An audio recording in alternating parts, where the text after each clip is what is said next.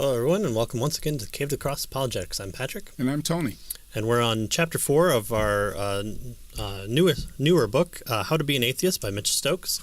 And we just kind of set up, for our last episode, the section on science and exactly how to be good atheists, and that's what we want to do. We also want to be good skeptics, and Mitch Stokes talks about being sober skeptics. So we don't want to discount everything, and we also don't want to kind of pare everything down to almost believing everything, but we want to be kind of right in the sweet spot of hearing the arguments, testing it out, not accepting everything at first, but needing good proof for it. Right. And so the last chapter we looked at how science, so we are told, explains everything. And if that's the case, then there's no need to allow a God in the picture, because God is not necessary, because we have an explanation. Science explains it. Science explains, how everything came into existence, why we're here, why the various laws of physics and nature are here, and so we don't need God. Right. Where philosophy tends to be the area of expertise on answering the whys, or attempts to. Even though it doesn't seem to have made any progress, according to the physicists, in hundreds of years. The physicists have tried to circumvent philosophy, but at the same time seem to be doing philosophy at the same time. Yeah, so you'll recall last time that then what really explains everything is this generation out of nothing is where everything came from. And as a result of that, we have multiverses, apparently, that came out of nothing. A lot of them. Well. Yeah, lots of them. And, of course, if we have lots of possibilities with regard to multiverses, then eventually you'd get us, right? So and the various laws of our particular universe. Right. So there you have it. Came from just spontaneously generated bazillions and bazillions of universes and more, yeah. And then as a result, one of them happened to be ours, and so we exist, and the various laws of nature that allow for our universe exist as well. Right. Mitch now, in this next chapter, which he says, Science in the Humean Condition, says, wait a minute. Are we skeptical enough about this explanation about how things got off the ground? And he wants to use David Hume, right, the Enlightenment philosopher, wrote in the 1700s, as a way to help us now to re-engage our skeptical, our sober skepticism, right? And so he says, Hume focused on the empiricist side of science, that is, its experimental side, right? Empiricism has to do with sense perception, so what we can sense and, feel and all that kind of stuff, see and stuff like that.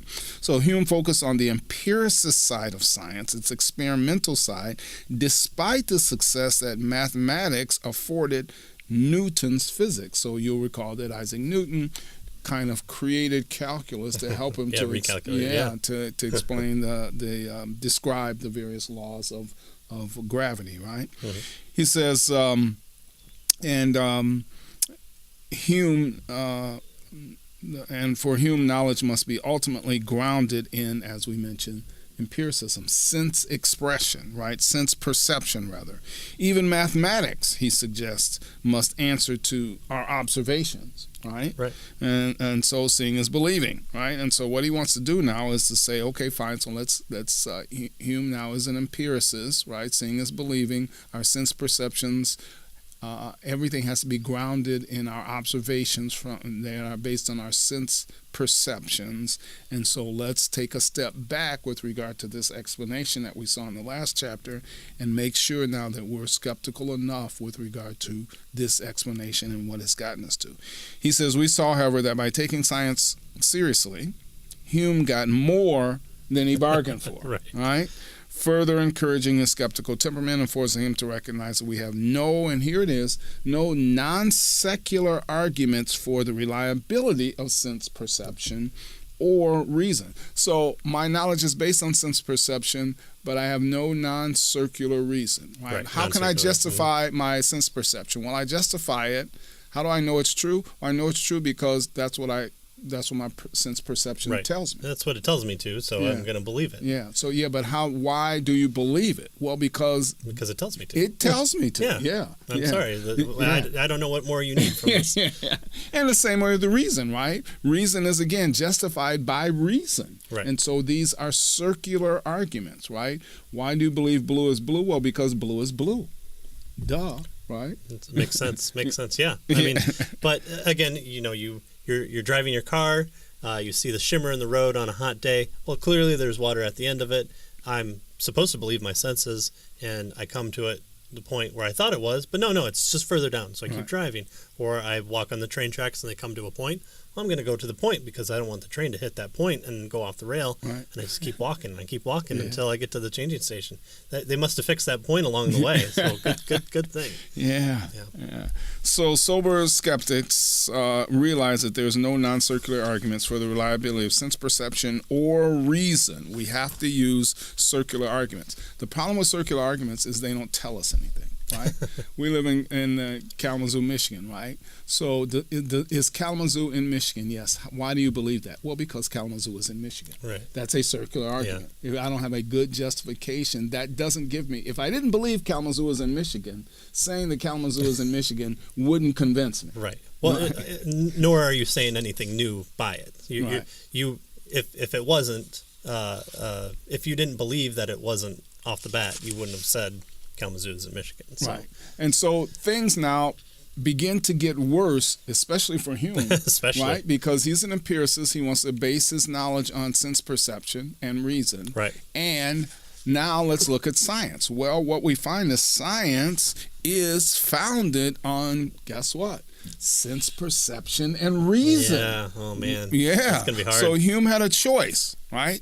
He could fully accept his skeptical conclusions and say, since sense perception and reasons, there's no non-circular justification for them, I guess we can't justify science, right? So he could fully accept his skeptical conclusions and reject science and everything else, right?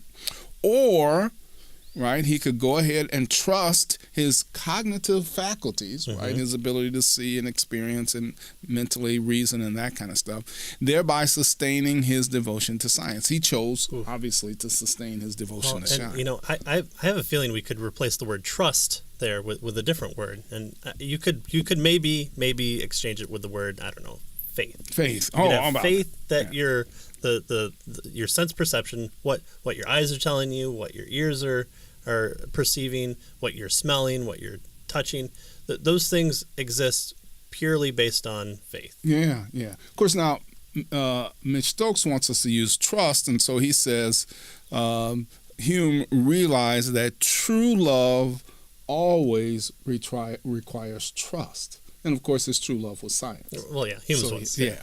And so Hume, wants us to trust science.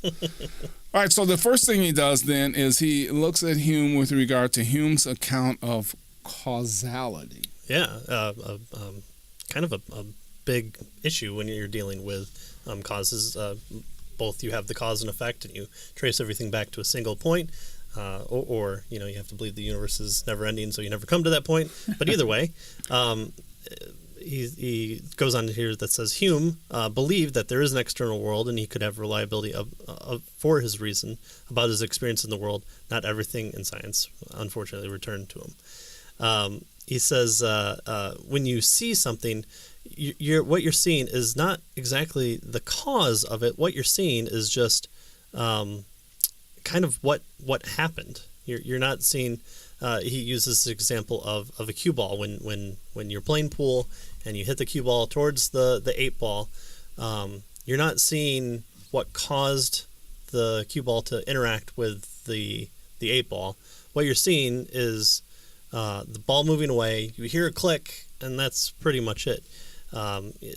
What he says here is you don't really see the glue that links the motion to the motion of the other. So he says, if you believe that the cue ball was inhabited by tiny fairies, that those tiny fairies, once they made a clicking sound, they're the reason that the 8 ball moves away, because they push it, and that pushing creates a clicking sound. Yeah. So it's the fairies that cause it's the fairies that cause it. So we're looking for the why. Yeah. Why did it happen? Yeah. Not so much what happened. We know what happened. Right. The ball moved away from the cue ball. Right. But why did it happen? Well, it's clearly the fairies.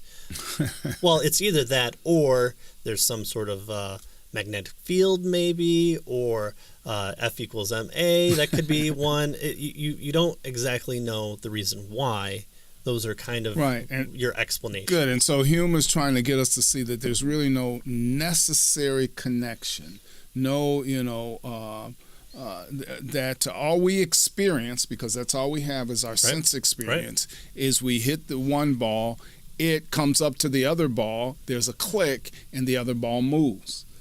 We can't, so causality for us is just that activity, because that's all we see and that's all we experience. There's no necessary metaphysical, magical, maybe there is. Oh, it could be, yeah. Yeah, it could be, thing that's causing the one ball to allow for the movement of the other ball. Because we don't experience that. Right? All we experience that's all we have. That's all we have is our experiences, right? Our sense perception. So all we experience is we hit the one ball, it moves to the next ball, there's a click, and then the next ball moves. That's it. Right. All right? So causation then, as he says in this section, is just one darn thing after another. That's all we experience is one thing after another. Right. All right?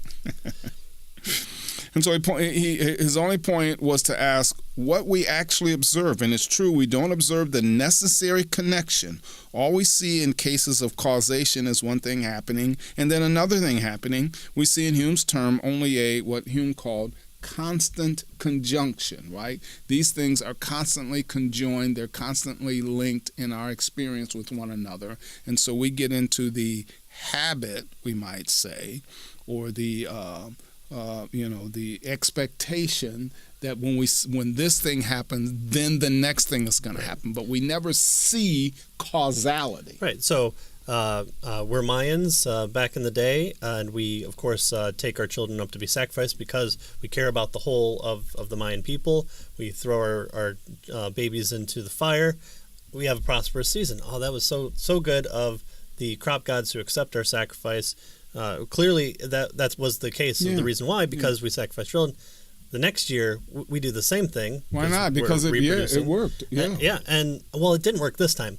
Well, I think what we got wrong was we didn't sacrifice enough people. If we just, had maybe 5 more kids, then we have to do it, because now we're hungry, we're starving, and now if we sacrifice 5 more kids, there's also less mouths to feed. So 5 more kids is, it's plus or minus either way. So there's a win-win, right? Let's be on the safe side here. Except for the kids. Yeah, well, they won't know. They won't. So we sacrifice our kids again. Oh, the harvest is good. Clearly, what we see is sacrificing kids equals a good harvest, and we have to make sure we have the right number in order to appease. So there is their causal connection. Right. It's clearly, it has to be the case, at least in that universe of the multiverses. Yeah. So he says that Hume taught us then by seeing this countless constant conjunction, right? These things attached to one another over our lifetimes. We become conditioned to believe in the underlying metaphysical glue,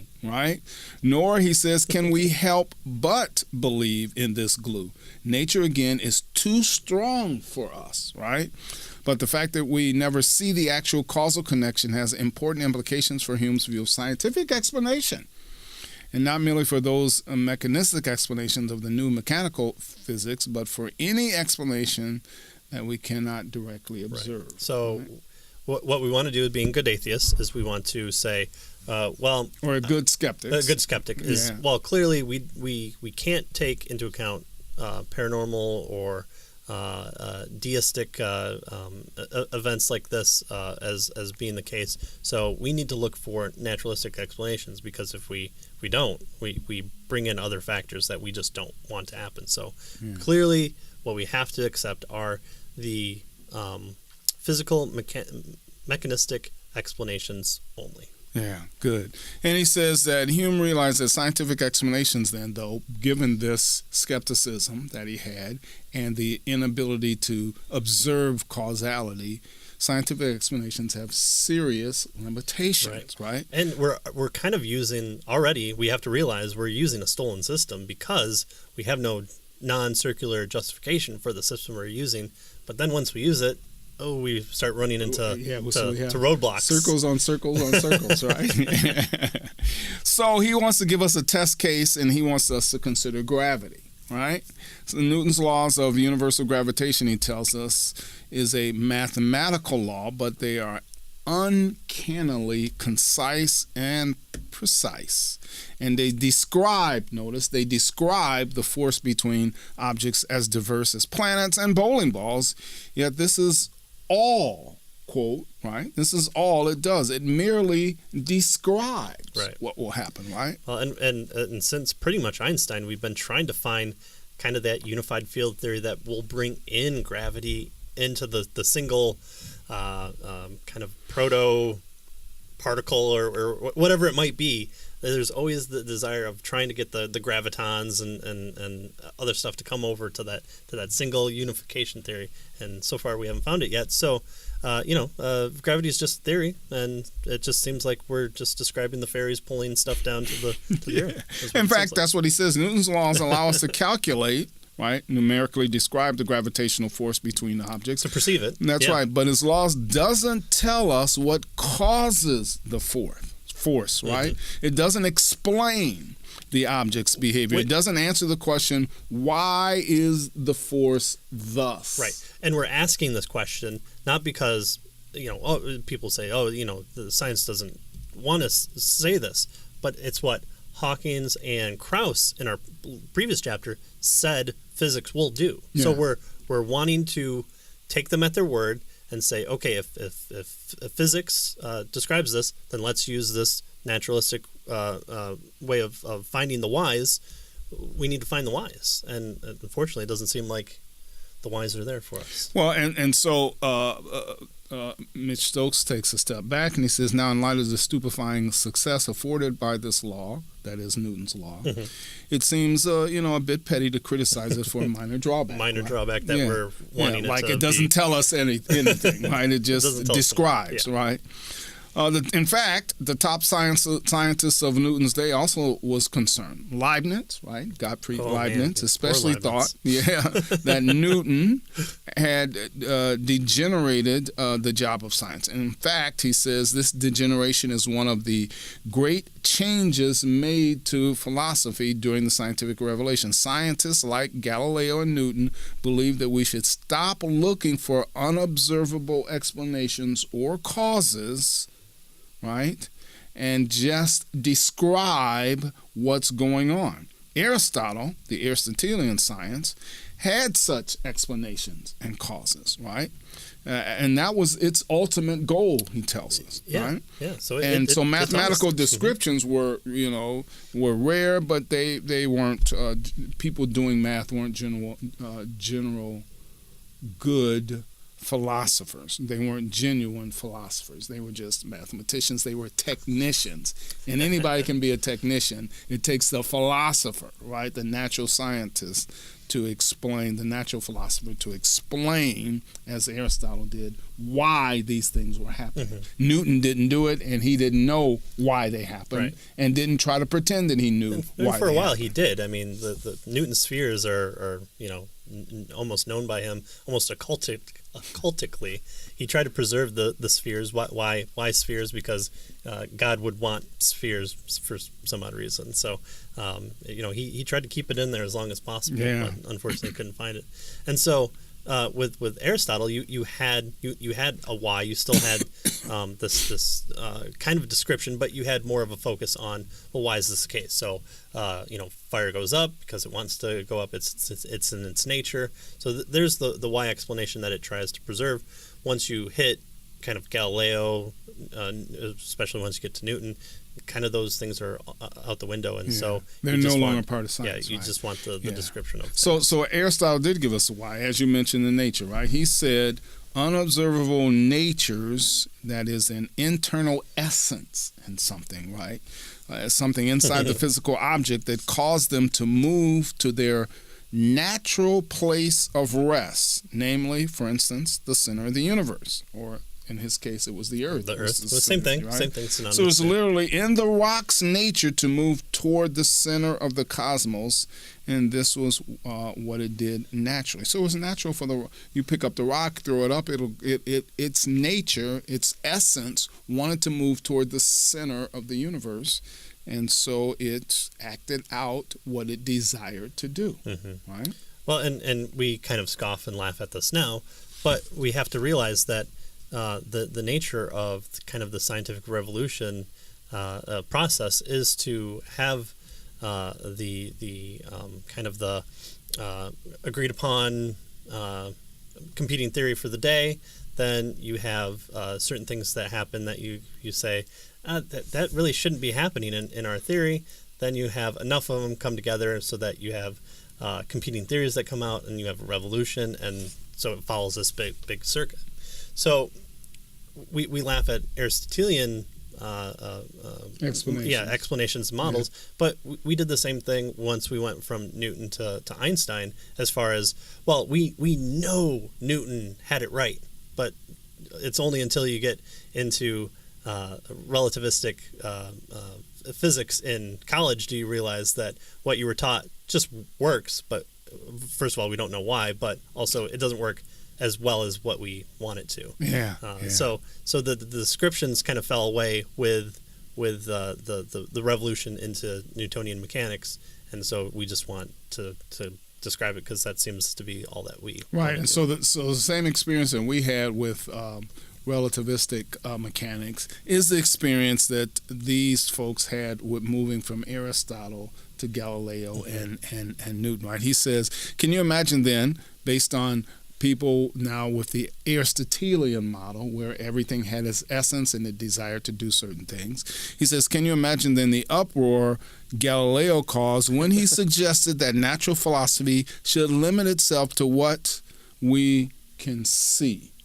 And that's not the invisible, whatever natural essences that things have, but only we describe what we can see, right?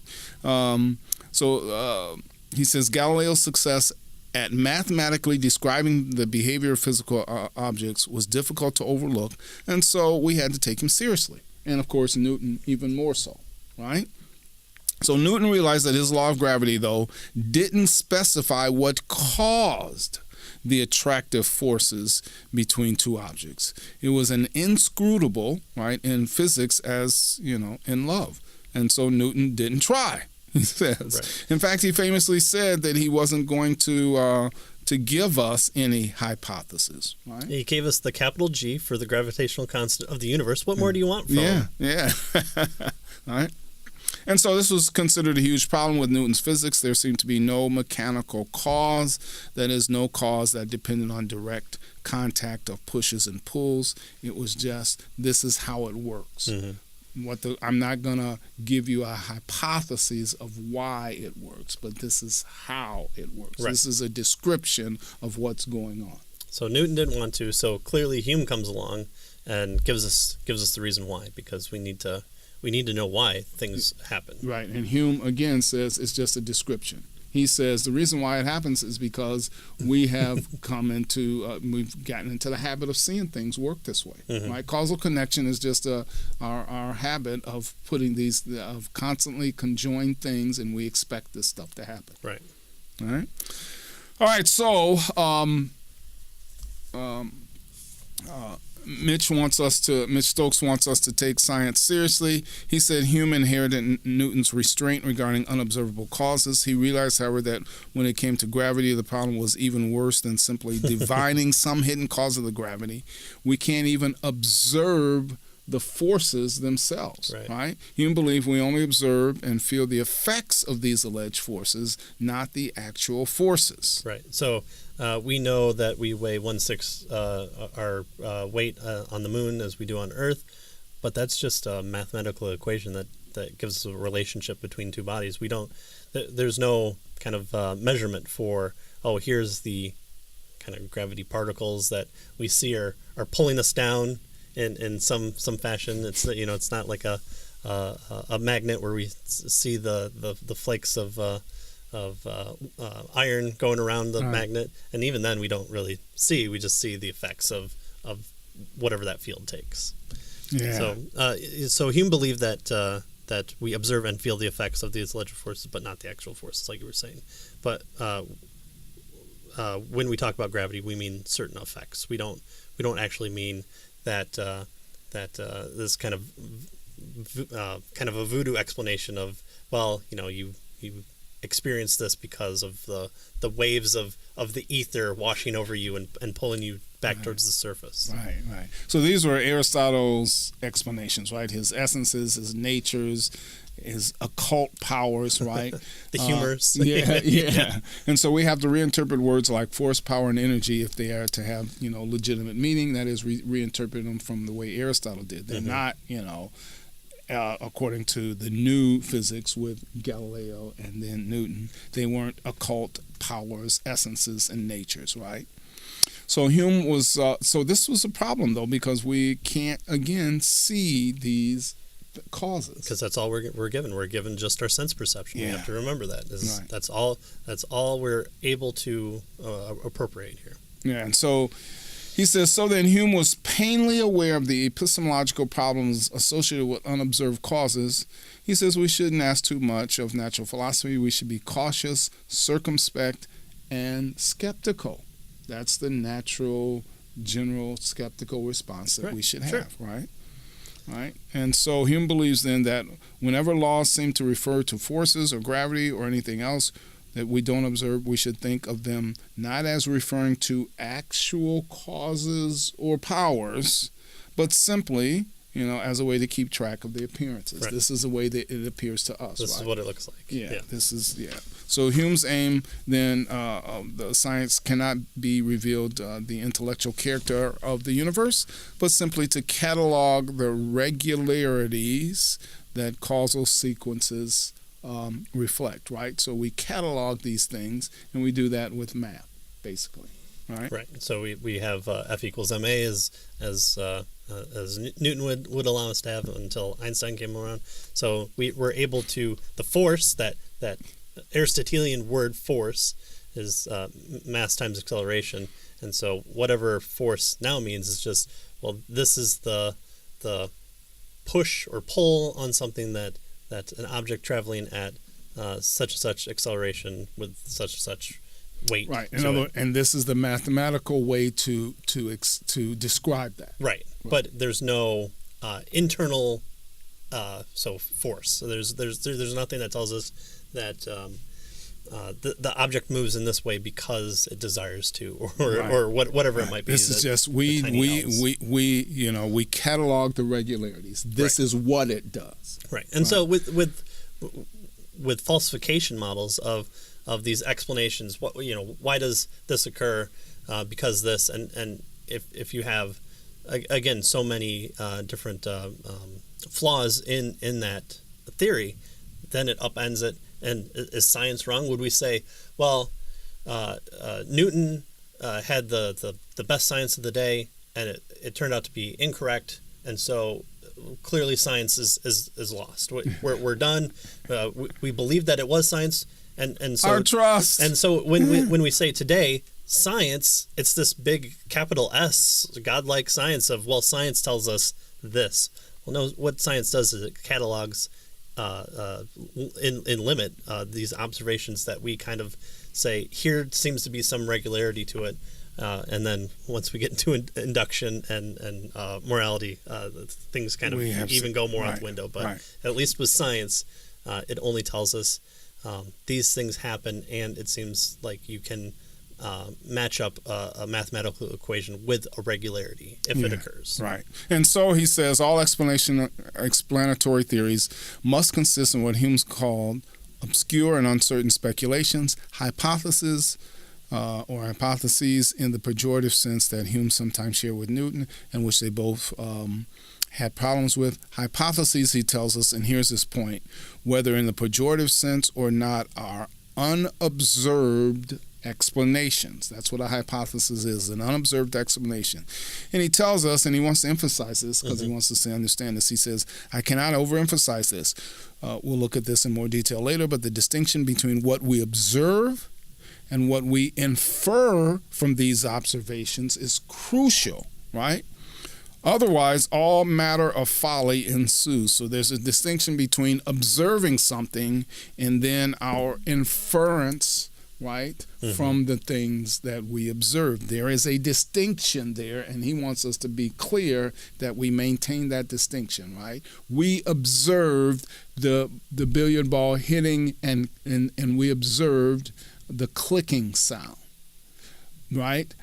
And then we infer somehow that caused the next billiard ball to move, right? We don't observe that. We observe the next billiard ball moving, but we don't observe the causality of it, right? We observe the movement, the click, and then we observe the next ball moving. We don't observe causality. We infer causality. So if we think about it as, we tend to think of the forces moving through it, which sounds metaphysical. Skywalker would do it. The force flows through us, and so the force flows from the stick to the cue ball, and that transfers into it. But we don't actually see that happening. So how do we measure that? It only seems like what we do is, again, we infer that somehow the force transfers from the cue ball to the 8-ball, and then that's what propels it forward. But we don't actually physically, naturalistically, with our senses, see. We hear it, but we don't see it to say this is what caused the 8-ball to move because of the interaction, if any. And so he calls this epistemological restraint, this making this distinction and being skeptical about our inferences, right? He says this epistemological restraint, however, quickly diminished the credentials of our cognitive faculties. The limits of a sense experience undermine common sense, threatening to take science with it. We do not see that there is an external world. We do not see that reason is reliable, and that the cue ball causes the 8-ball to move. And even if we ignore these skeptical results, science, according to Hume, is still limited to merely cataloging and describing what we can directly observe. The success of science, for example, the ability of Newton's theories, laws of gravity and that sort of thing, ironically led to skepticism about gravity itself, leaving only the husk of its effects. For Hume, things came full circle, like the snake eating its tail, right? So because we only make these observations, we can't, that's as far as we can go. We don't directly observe these other types of things. So we're limited, science is limited in what it can do for us, right? And so, thinking about the last chapter where science now explains everything, Hume says, wait just a minute. Right? Yeah. That's going too far. A lot too far. Yeah. So he says, my point here is that Hume valiantly tried to take science and skepticism seriously, attempting to follow reason wherever it led. His most successful moments were almost his most despondent. Because he's using reason which he can't observe, and he's trying to be careful, but at the same time he's also using a system that it essentially fails upon the first step. Yeah. So for Hume then, science led to skepticism, which in turn led to weariness about the reach of science, or wariness about the reach of science. This taking science and skepticism, it's taking it pretty seriously. Right?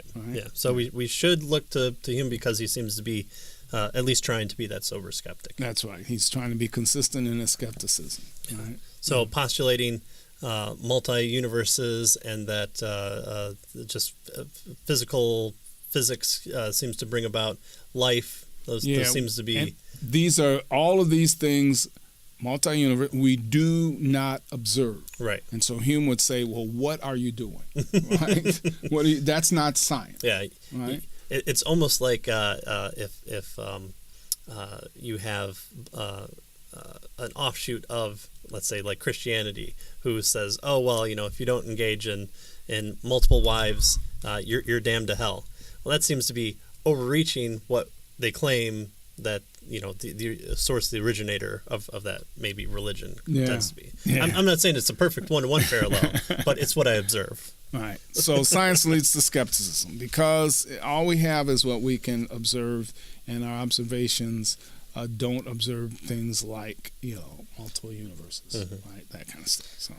Boy, science seems like it's heading down the wrong track. We might have to give up science and turn towards something else. So he wants us to be sober skeptics, and when we do that, science may not take us as far as we would like for it to take us, right? He says, I think Hume is right, but as we will see, Hume's lesson has been lost on today's scientific unbelievers. If we take science and reason as seriously as, say, the Richard Dawkins Foundation for Reason and Science says it does, he says, we should all show a bit more restraint about science. Yeah, but no one wants to listen to what they themselves can observe. They want to know why. Yeah, that's why people are going to certain people like Dawkins and trying to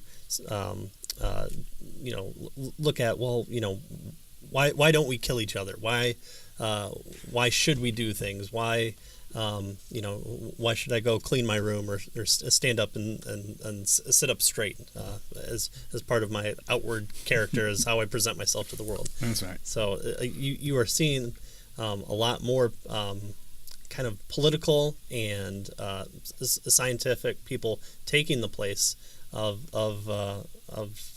religion, and it's starting to become a new religion. And I think if you look at kind of the political and landscape of how people treat certain people from podcasts that are branching out into the world and trying to offer explanations why, you probably see why the popularity is there. And from our worldview, that's clearly the case, because Romans 1 tells us we all worship something, whether it be man or beast, and so we're replacing the image of the incorruptible God with corruptible man, and people have shirked off God and have tried to kill him, and they're coming back and saying, now what do we worship? We need it. And so that's why you're seeing, especially in politics, words like must do, and you have scripture and the priests that present what you must do, and if you fall outside of that, you're a heretic. And you have to have the right opinion. So we're seeing that need to worship come kind of back Full into circle. back in. No golden calves yet, but there's a bowl outside Wall Street. It's not quite gold, but it's almost there. Yeah. All right. Well, that does it for our time today. Yeah. So we'll do Chapter 5 next, and we'll see where we stand with science on that. So join us next week.